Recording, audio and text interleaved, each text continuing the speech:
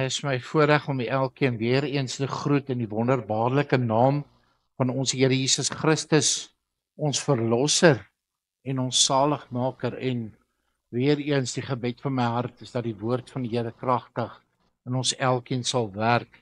Kom ons sit net so, dan buig ons die hoofde. Laat die woorde van my mond en die oordeenking van my hart welbehaaglik wees voor U aangesig, o Here, my rots en my verlosser. Geliefde gemeente, genade vir U en vrede van God ons Vader en die Here Jesus Christus word aan U geskenk en ryklik vermenigvuldig deur die werking van die Heilige Gees. Amen. Ek nooi U om die woord van die Here oop te maak by Matteus hoofstuk 6. 'n baie bekende gedeelte, dink seker na Psalm 23 seker die bekendste gedeelte in die hele Bybel. Matteus 6 van vers 9 af lees ons: So moet julle dan bid: Onse Vader wat in die hemele is, laat U naam geheilig word. Laat U koninkryk kom, laat U wil geskied soos in die hemel, net so ook op die aarde. Gee ons vandag ons daaglikse brood en vergeef ons ons skulde, soos ons ook ons skuldenaars vergewe. En lei ons nie in versoeking nie, maar verlos ons van die bose. Want aan U behoort die koninkryk en die krag en die heerlikheid tot in ewigheid. Amen. Net tot daar ons voorlesing. Ek gaan vra dat U net so bly sit en dan buig ons die hoofde en ons bid saam. Onse Vader wat in die hemele is, o Here, hoe wonderlik is dit om U naam in hierdie oomblikke aan te roep. 3 maal Heilige God, roep die serafs oor U uit. Here, U wat hemel en aarde geskape het. Here, U wat hierdie kosbare skepping tot stand gebring het. En in 'n oomblik by my stil gestaan het. By ons stil gestaan het as U kinders. Here, en ons in die lewe geroep.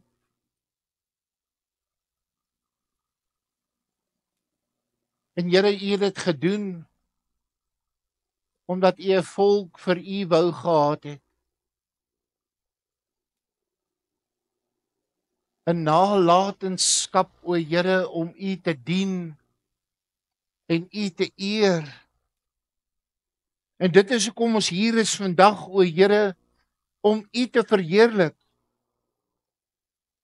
Om U naam groot te maak. Here, U het vir 'n oomblik in die geskiedenis van die wêreld stil gestaan by enkele persone en hierdie kerk, die evangelies gereformeerde kerk, in die lewe geroep, o Here, sodat U verheerlik kan word. Soos ons ook weer eens vanoggend herinner was, om die evangelie boodskap te verkondig, om dit uit te leef, o Here, om siele in te bring. En daardie opdrag het nog nooit verander nie, o Here. En daarom kan ons vandag en in hierdie middag voor U buig en U naam groot maak, o Here. En daarom is dit ons verantwoordelikheid, ja Here, ons plig, om U te verheerlik, om U te aanbid, soos ons gehoor het ook vanoggend, vir daardie wonderdaad wat U vir ons aan die kruishout van Golgotha verrig het, o Here. Die smaad van die sonde het U op U geneem. sodat ons u kinders kon wees. Here, dankie dat ons as gemeente voor u kan buig en bid vir elke persoon wat op ons gebedslys is, o Here. U ken elke naam, u ken elke omstandigheid. Here, ons kan nie anders nie, ons mag nie anders as om ons volle vertroue op u te plaas. Dat u daar die volmaakte, volkome werk sal doen. Sodat u daarin en deur daardie getuienis ook verheerlik sal word. Dankie o Here, dat ons u woord het om daaruit te leer, om daaruit gevoed te word, om die vrugte kan dra wat by die bekering pas. En laat dit ook in hierdie oomblik nie anders wees nie, o Here, maar laat ons leer uit u woord en drink van die fontein van lewende water.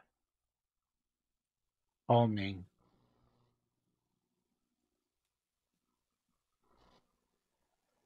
Ons fokus vanaand op 'n versie, vers 12, natuurlik van die modelgebed, soos ons hom ken, en waar ons lees, en vergeef ons skulde, soos ons ook ons skuldenaars vergewe. En ek wil vanmiddag met julle praat oor die tema wat die kind van God moet verstaan oor vergifnis. Wanneer ons hierdie gedeelte lees, dan moet ons besef dat daar 'n konteks hier is wat baie belangrik is. Die Here het te doen gekry met die Fariseërs en die skrifgeleerdes en die mense het te doen gekry met hierdie godsdienstige leiers wat vreeslike dinge gedoen het wanneer dit kom by die bewys van hulle godsdienstigheid. Hulle het hardop gebid, hulle het daar op die straathoeke gestaan, hulle het skeertjies in hulle mantels en goed gemaak sodat die mense kan sien hoe hulle verootmoedig van die Here. En dan lees ons en die Here praat daarvan en hy sê daar in vers 5, en wanneer jy bid moet jy nie wees soos die gevynstes nie. Hulle het daarvan om voor in die sinagoge te bid. Ek dink dis hoekom mense geneig is om agter in die kerk te sit. Ek dink dit gaan oor daardie nederigheid. Ek kan nie dink hoekom anders nie. Maar en dan sê die Here, wanneer jy bid en hy gee vir hulle die voorskrifte. En die Here gee vir hulle hierdie modelgebed. As ek sê modelgebed, dan moet jy nou nie dink aan daardie loopplanke van Parys nie. Ek praat van wanneer hulle 'n kar nou 'n nuwe model wil maak, 'n nuwe kar. Dan het hulle nou so 'n stuk klei. Dan kom sy dan nou so 'n klomp mense en hulle begin prentjies te teken en dan begin hulle nou van daardie modelle af hierdie klei model te bou. Dink so daaraan. Dis die modelgebed, dis die basis van ons gebedslewe. Is hierdie gebed. En dan kom hierdie gedagte na vore van en vergeef ons skulde soos ons ook ons skuldenaars vergewe.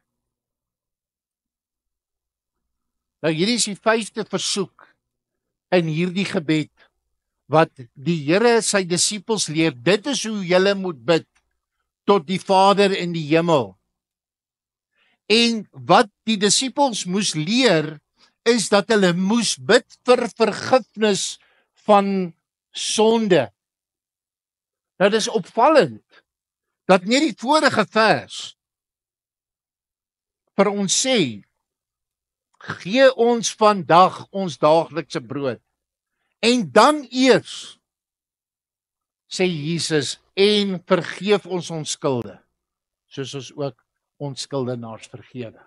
Dis opvallend en dis miskien 'n boodskap vir 'n ander dag, maar as jy mens net logies daaraan dink, daar kan geen siel wees as daar nie 'n liggaam is nie. Né? So daarom is dit logies om eers vir die liggaam te bid en dan vir die siel. Dis nou maar wat die ou klomp kommentaarskrywers sê, né? Nou wat hier opvallend is in hierdie vers is dat hulle moet leer om te bid om vergifnis.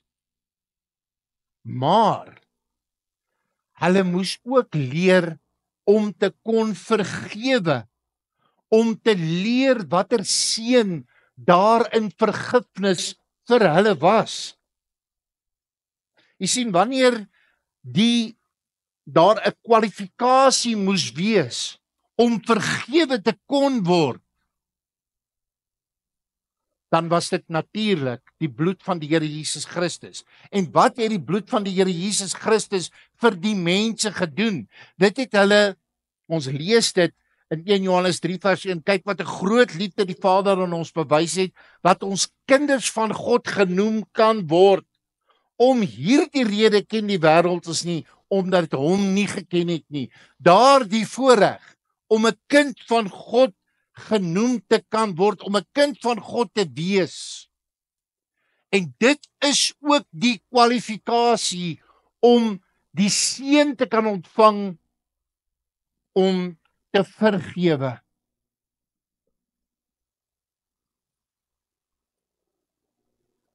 Hy maan sy disippels om na die Here toe te kom met hierdie smeekgebed. Vergeef ons ons skulde, maar ook om te kan vergewe. Daardie smeekgebed waar sonde bely word. Hoeveel keer het ons dit nie alself gebid nie, Here vergewe my wanneer ek my misgaan het.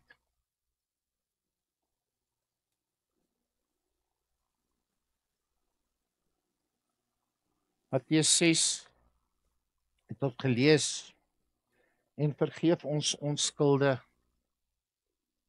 Ek dink baie mense het al daardie gedeelte van die Onse Vader gebid, selfs mense wat ongered is. Selfs mense wat nie eers die Here dien nie.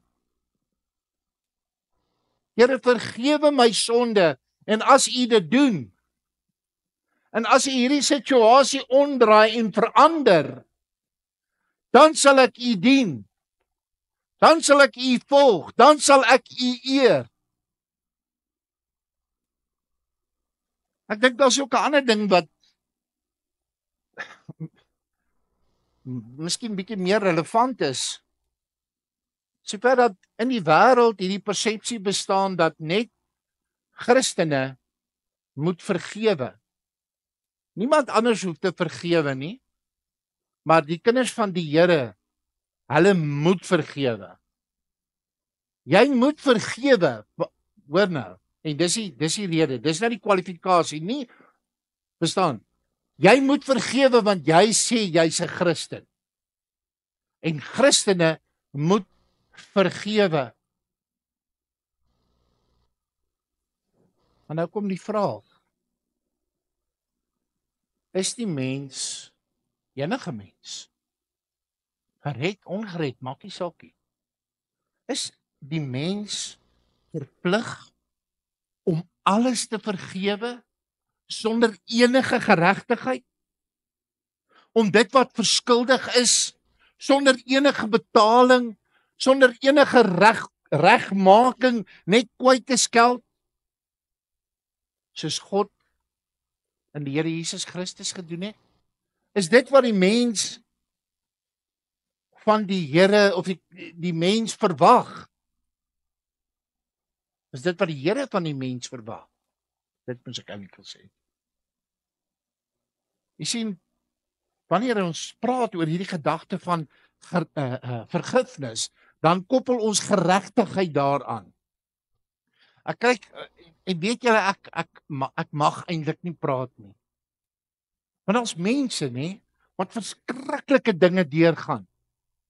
Wie se familielede vermoor word en wie se verskriklike dinge. En dan sê die dominee, jy moet leer om te vergewe. Want hy staan op die kant. Hy staan so op die kant van die stroompie. En hy weet nie hoe dit voel om in daardie stroompie te wees nie. Een ding wat ek wel weet, is dat alle geregtigheid aan God behoort. En een ding wat die mens, of hy nou gered of ongered is, maak nie saak, jy moet besef, is daar sal geregtigheid wees.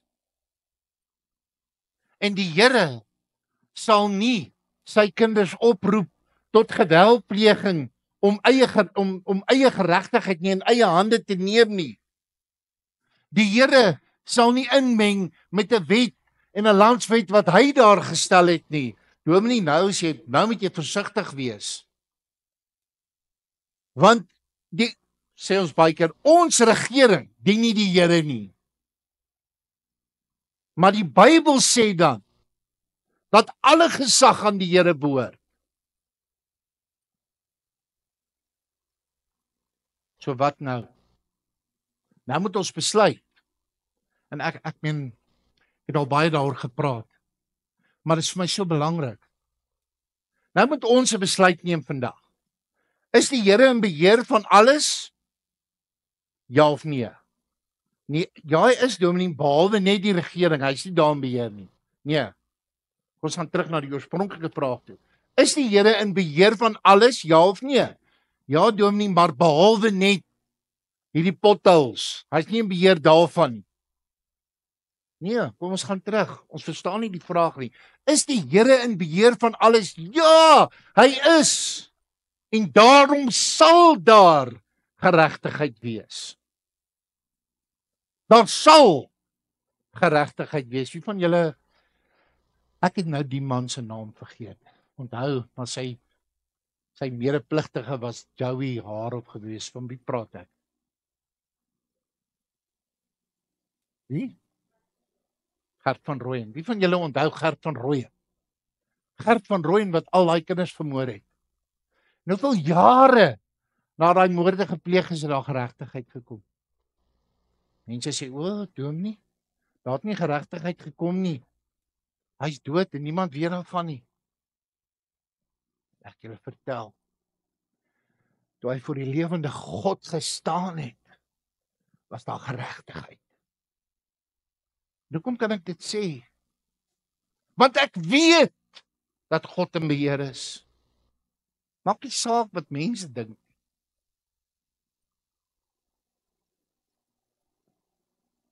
En daarom, omdat God in beheer is,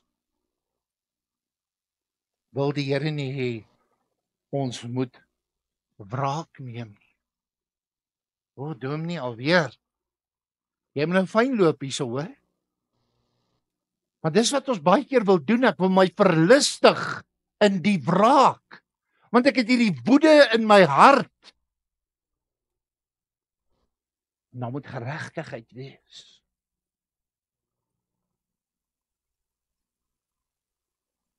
Wat is my plig? My plig is liefde. My plig is liefdadigheid. My plig is om te vergewe. Jy weet, gaan kyk net maar bietjie. Ek het baie toe kyk ek 'n interessante ding. Hulle sê hierdie persone wat nou vir jare in die tronk was, vermoord of wat dit ook al was, dan hulle nou hierdie sessies waar die mense na hulle toe kom en die kan ek nou maar sê die naasbestaandes, en dan praat hulle nou met hulle en sê vir hulle net vertel vir ons maar wat het gebeur. En dan praat ek van geharde kriminele wat soos kinders breek en begin huil. Wanneer daardie persone daar sit en ons vergewe jou. Ons is jou klaar vergewe.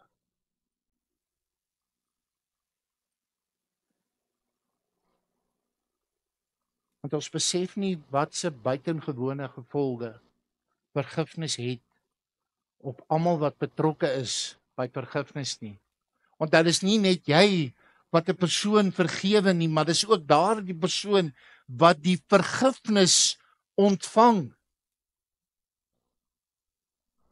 Weet jy wat 'n wonderlike vertroosting is vergifnis vir die kind van God? Ja, jy, liewe kind van God, wat elke dag herinner word aan die tekortkominge in jou lewe, deur die werking van die Heilige Gees, deur die woord van God. Hoe wonderlik is die vertroosting van vergifnis nie. As die Here vir jou openbaar, maar jy's iets fout in jou lewe, kan jy na die Here toe gaan en sê, Here, vergewe my. Vergewe my. Maar dan ons sal vanmiddag met ons tema wat die kind van God moet verstaan oor vergifnis, in 3 kort gedagtes kyk na waarom moet daar vergifnis wees? Wat is die rede daarvoor? Wat is vergifnis en hoe moet dit gedoen word? Dis baie belangrik vir ons om te besef, sodat elke mens deur vergifnis kan getuig van God se genade. Sal getuig dat die las van die sonde weggeneem is, sodat die wat vergewe is en die wat vergewe het, heilig en sonder gebrek voor die Here sal staan. So sien ons dan in die eerste plek, waarom moet daar vergifnis wees? Ek gaan nou nie, sal hom elke keer lees, en vergeef ons skulde, vers 12, soos ons ook ons skuldenaars vergewe. En die eenvoudige antwoord, hoekom moet daar vergifnis wees? Want daar is skuld. In die wêreld het daar, in die geskiedenis van die mensdom, het daar iets gebeur wat verwydering veroorsaak het tussen God en die mens. En daardie gebeurtenis lees ons van daar in Genesis, waar die mens sonde gedoen het, en daardie sonde die hele mensdom van daar af eintlik maar besoedel het, en daar moes 'n prys betaal word, daardie skuld moes gedelg word. En ek is seker, elke mens, gered of ongered, ken die las, ken die skaamte, ken die ellende van sonde. Elke mens verstaan hoe hulle dikwels daar die sonde probeer wegsteek, hoe dit veroorsaak dat kinders van die Here oneerlik raak, dat hulle nie meer mense in die gesig kan kyk nie.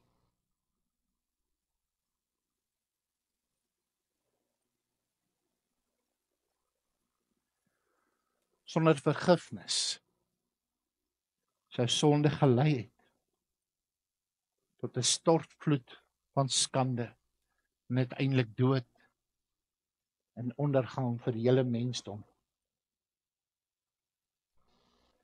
Romeine 3:23, bekende teksvers, want almal het gesondig en dit ontbreek hulle aan die heerlikheid van God. Want baie keer sê mense, maar wat is sonde? Wat is sonde? Die Bybel sê almal het gesondig en dit ontbreek hulle aan die heerlikheid van God. Aan die ander woorde, hulle kan nie daai heerlikheid van God betree nie. Hulle kan hulle self nie daaraan gelykstel nie, nê? Behalwe as hulle nou onthou in Filippense 2, nê, Jesus.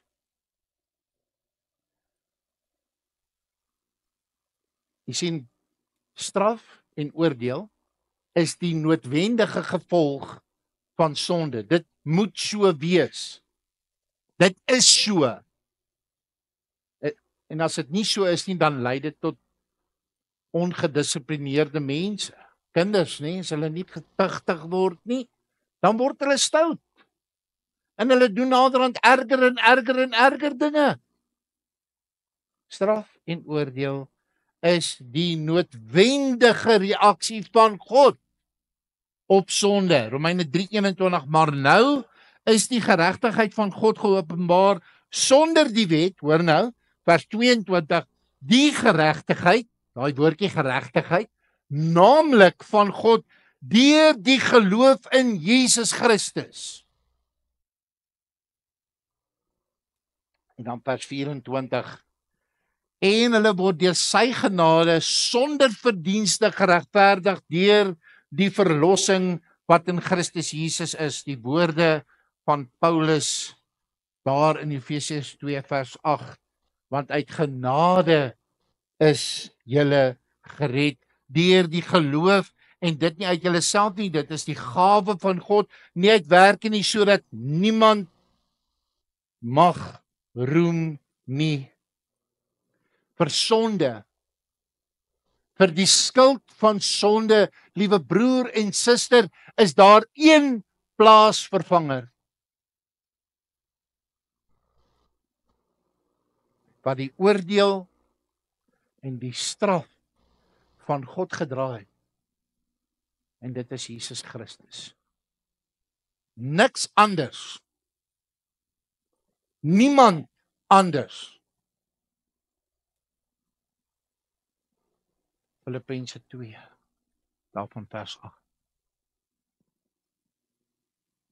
Jesus Christus, God se genade is so groot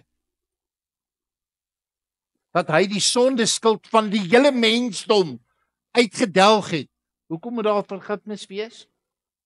Want God se genade is so groot dat hy die sonde van die hele mensdom uitgedelg het, vergewe het. Of hulle nou kies om daai vergifnis aan te neem of nie. Maar God se genade is so. Dan vra ons die volgende vraag, wat is vergifnis dan? Wat is dit? Sê baie keer, ek vergewe jou. En ek gaan nou daarby kom, ek wil myself nie vooruit die hardloop nie. Weereens vers 12, en vergewe ons skulde soos ons ook ons skuldenaars vergewe. Hoekom of wat is vergifnis? Baie voor die hand liggende antwoord. Dit is om die skuld as gevolg van die oortreding weg te neem. Dit is wat vergifnis is. Dit neem nie die skuld weg nie. Dit neem, ek het dit nou net gesê, dit neem die skuld weg.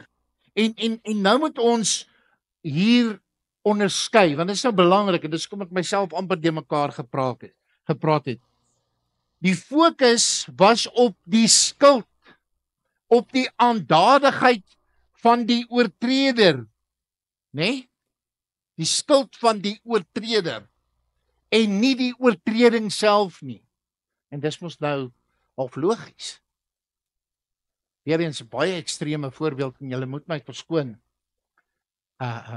As iemand anders se lewe geneem het, dan is die fokus mos dan nie op die daad wat gepleeg is, maar op die persoon wat die daad gepleeg het, nê?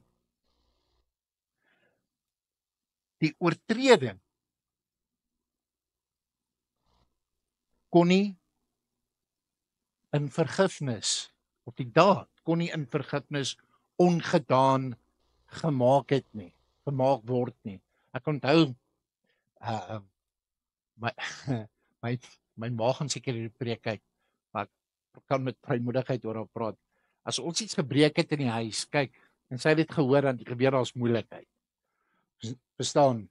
En dan ek sê baie vir my kinders ook, as jy nou iets breek of jy doen nou iets wat dan sê jy jammer pappa, en sê ek ja, maar jammer, ek hoor jou jammer en ek aanvaar jou jammer, maar jammer maak nou nie daai ding reg nie.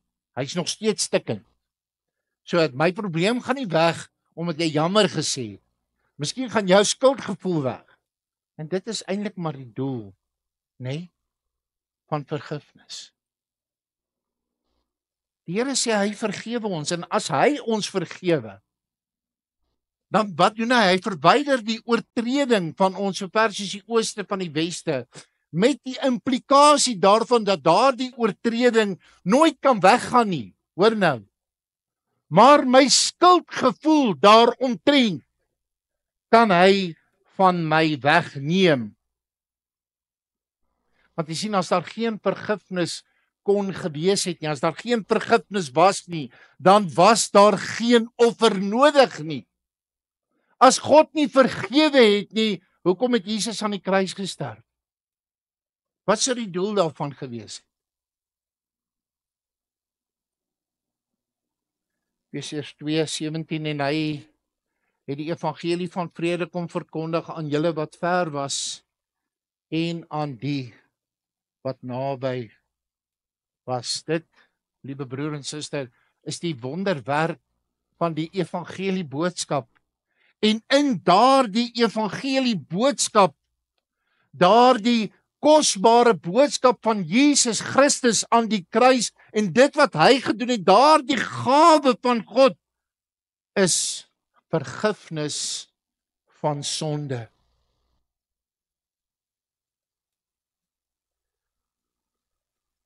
Hy het vergewe. Hoor nou. Hoor baie mooi.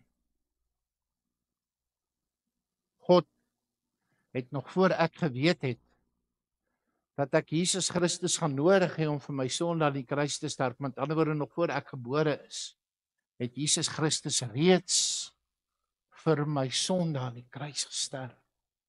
Nog voor ek geweet het ek gaan vergifnis nodig hê, het God dit reeds gedoen deur Jesus Christus aan die kruis. Dis daar. Dis deel van daardie boodskap, daardie kosbare evangelie wat ons veronderstel is om te verkondig. Lukas 18:7 sal God dan nie reg doen aan sy uitverkorenes wat dag en nag roep tot hom nie, al is hy ook lankmoedig in hulle geval. Jy sien, Jesus het die las van sonde op hom geneem. Ons het dit so mooi gehoor vanoggend, né? Daardie skuld gevoel, baie eenvoudig gestel, wat ek moet hê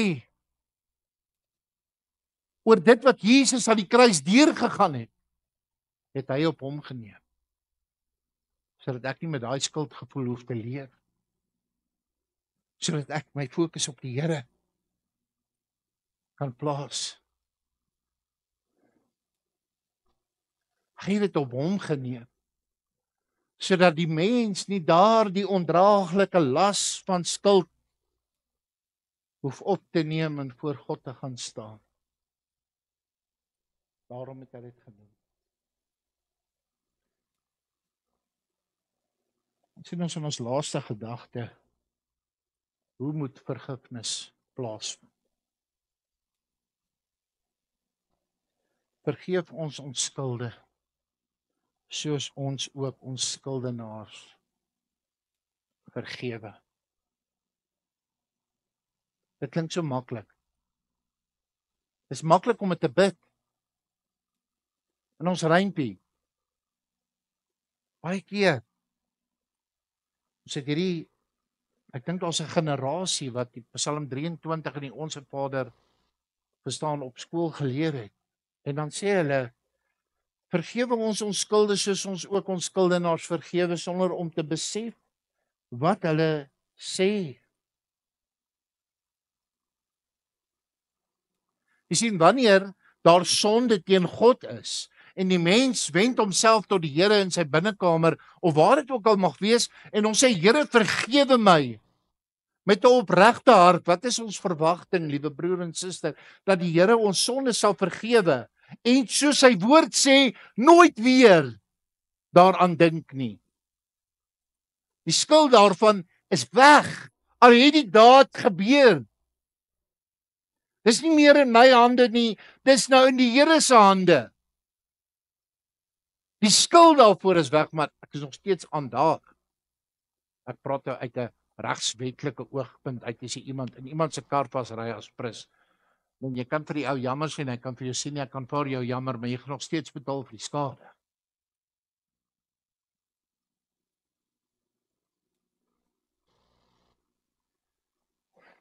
En selfs in hierdie tyd, toe Jesus op die aarde gewandel het met al die godsdienstige mense om hom wat die skrif geken het, was daar mense wat mekaar net nie wou vergewe nie. Lees daar van in Matteus 18, so kosbaar. Hierdie diensknegt, toe die Heer terugkom van sy vakansie af of waar ook al hy was, en hy vat die boeke en hy gaan daardeur en hy sê, o nee, hierdie ou skuld my geld, hy sê, laat hom kom. Nee, die diensknegt sê dan, asseblief meneer, asseblief, ek sal jy alles terugbetaal, gee my net nog 'n bietjie kans. En sy eienaar, die Heer, sê vir hom, dis reg, goed, smaak so. En toe daai diensknegt daar uitgaan, toe ek sien hy daar een van sy medediensknegte wat hom ietsie skuld, en hy gaan gryp hom daar en hy sleep hom voor die gereg, en hy sê, hierdie ou skuld my geld, ek wil dit hê.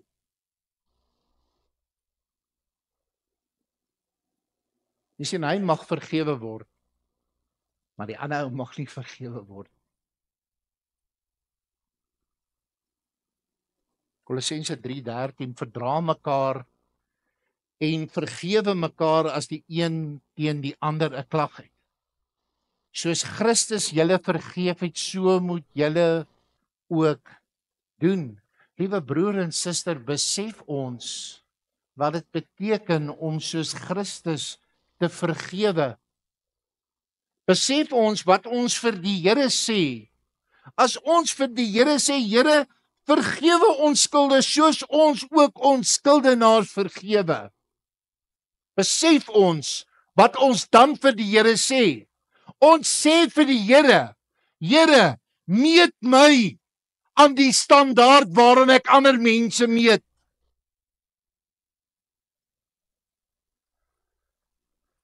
Ek dink nie ons het dit al ooit in daai woorde gehoor. En ek dink as ons vir 'n oomblik dink aan die implikasies daarvan, dan wil ek daai woorde nooit weer bid nie. Here, vergewe my skulde en dan is ek klaar. Dan gaan ek aan met die res van die gebed in die volgende vers. Here, moet my net nie meet aan die standaard waarin ek ander mense meet nie.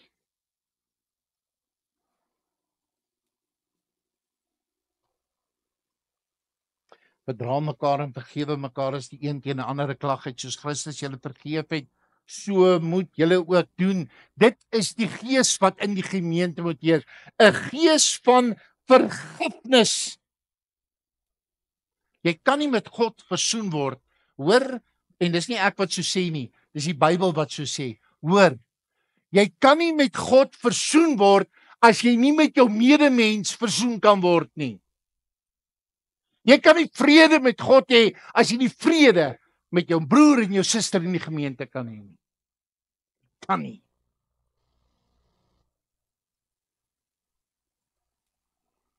Jy weet, daar was 'n gebruik in die vroeë kerk. Jy kan begin lees, ek baie lief vir kerkgeskiedenis.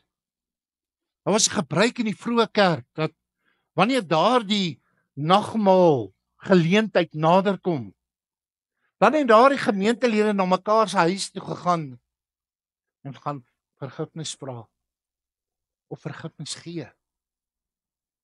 Hulle sal nie aan daai tafel sit as hulle weet daar's iets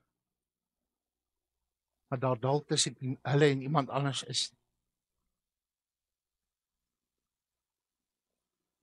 In Deuteronomium 16:18 lees ons, regters en opsigters moet jy vir jou aanstel in al jou poorte wat die Here jou God jou sal gee volgens jou stamme, en hulle moet die volk oordeel volgens 'n regverdige regspraak.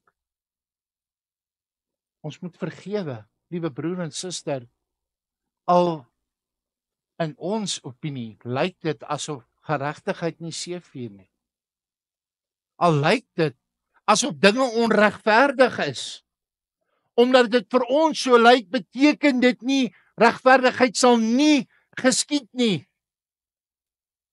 Beteken nie dat 'n persoon met 'n verkeerde handeling gaan wegkom nie. Ek word herinner aan 'n baie ryk man wat vir baie jare baie siek was. Op in daai tyd, en ek praat nie hier van die 20s, 1920s, 1930s, was hy een van die rykste mense in die hele wêreld, en inteendeel sy familie is nog een van die baie rykstes in die hele wêreld. En hy het God uitgedaag. En die Christene het gesê ons moet bid. Here, waar is die geregtigheid? Hoe kan hierdie man sulke dinge sê? Hoe kan hy daarmee wegkom, Here? Dis onregverdig. Ons dien U, ons eer U. Wat hulle nie weet nie, is dat daai man vir 40 jaar van sy lewe een snytjie brood en 'n koppie tee in 'n dag kon eet. Dis al wat hy kon eet. So siek was hy. Nou ek wil nou nie sê dit is die Here se straf oor hom gewees nie, maar die dag toe hy bely voor die Here, toe maak die Here hom gesond. Ons sê, Here, waar is die geregtigheid?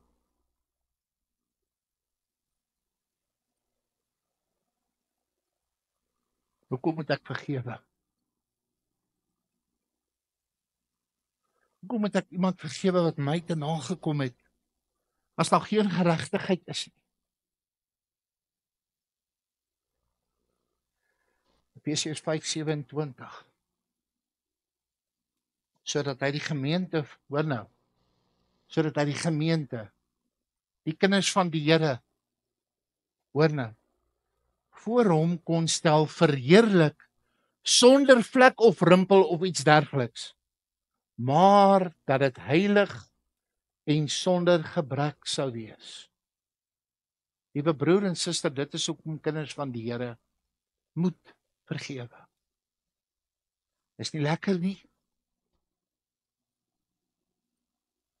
maar as jy kind van God heilig en sonder vlek voor God wil staan, moet jy vergewe.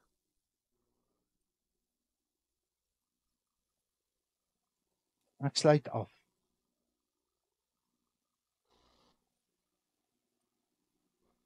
Ek wil vanmiddag vir u sê, ons lewe in 'n onregverdige wêreld. Ons lewe in 'n wêreld waar as jy ek wil amper sê die koerante, maar jy kry so min van hulle deesdae, maar as jy die nuus apps oopmaak, dan sit net bedrog en korrupsie en moord en doodslag. En ons sê, Here, waar is die gereg? Ons hoor hoe die strop al nouer getrek word om die Christelike geloof, nie net wêreldwyd nie, ook in ons eie land. Here, waar is die geregtigheid?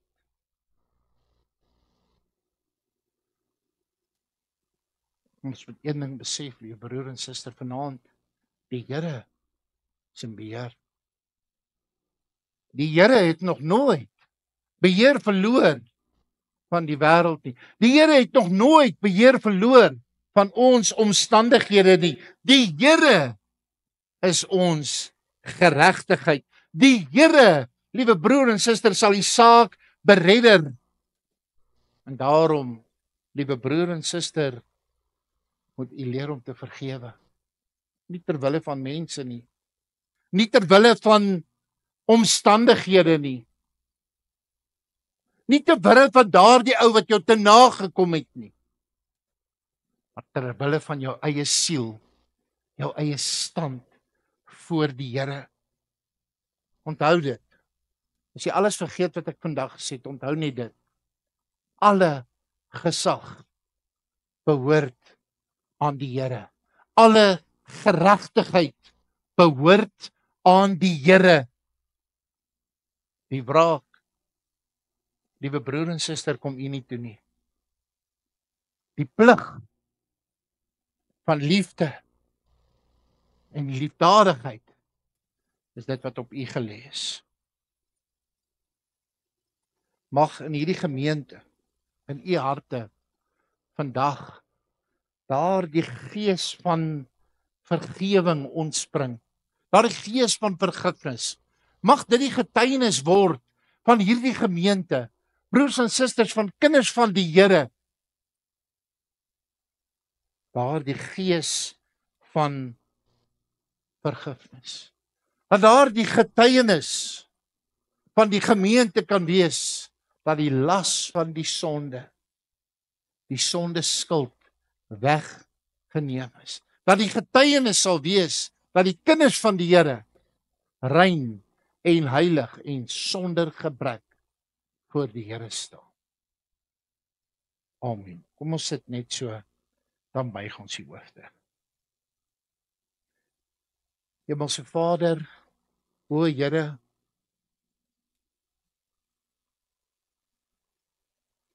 ons ken daai liedjie waar die sanger sing, o Heer, vergewe my. O Heer, kom maak my vry van die sonde las. Here, kom na my om my skoon te was. En dit is wat ons vra vandag. Here, vergewe ons. En leer ons om te vergewe soos U ons vergewe het.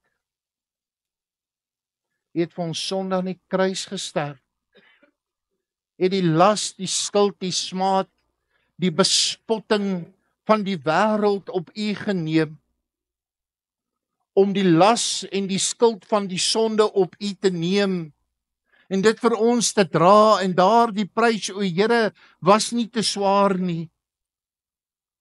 Hoe swaar is dit om my broer of my suster te vergewe? O Here, vergewe ons. Vergewe ons. En Here, vergewe ons, soos ons ook ons skuldenaars vergewe. Amen.